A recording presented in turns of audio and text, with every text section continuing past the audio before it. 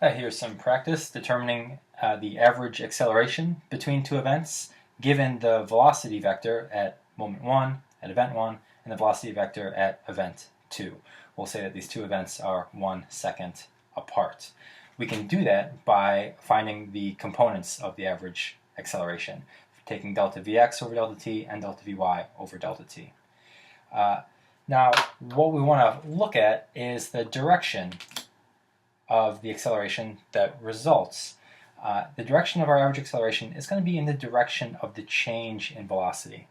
So in this example here, I've got an object initially moving in this direction, v1, and then sometime later it has turned and is moving off in this direction, v2.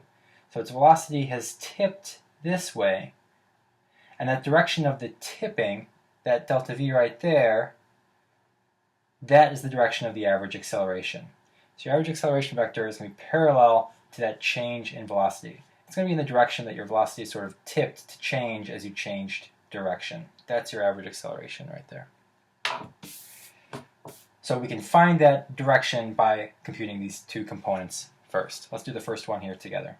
So I'm going to break each of these into components. There's our initial velocity, and then here is our final velocity. We'll have a scale on here where each square is 1 meter per second.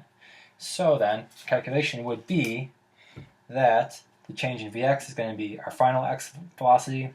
The final x component of the velocity is 3 meters per second.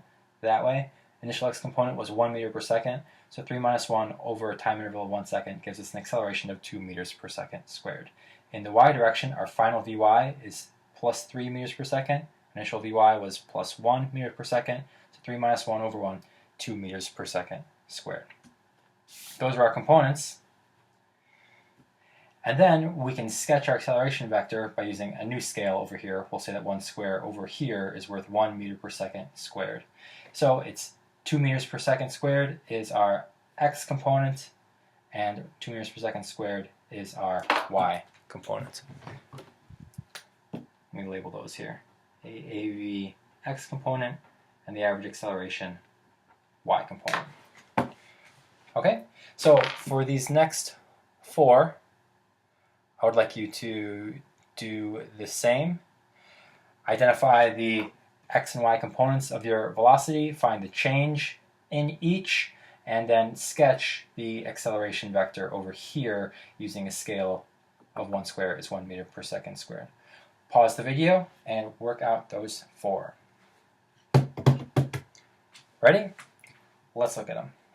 Okay, number 2 here, we should have that the average acceleration points straight up with a magnitude of 1 meter per second squared.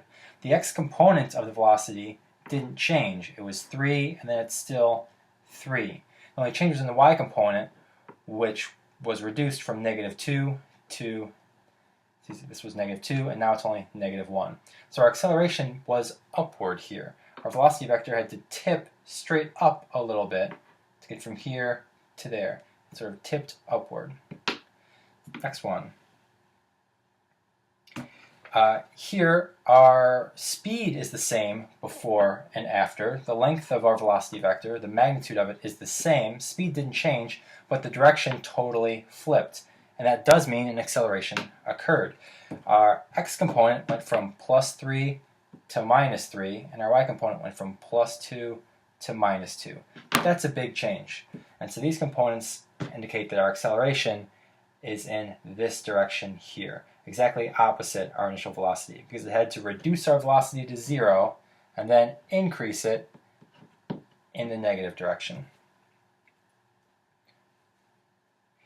Next one here, here our average acceleration is due left. The y component did not change, but the x component was reduced. So this vector tipped to the left.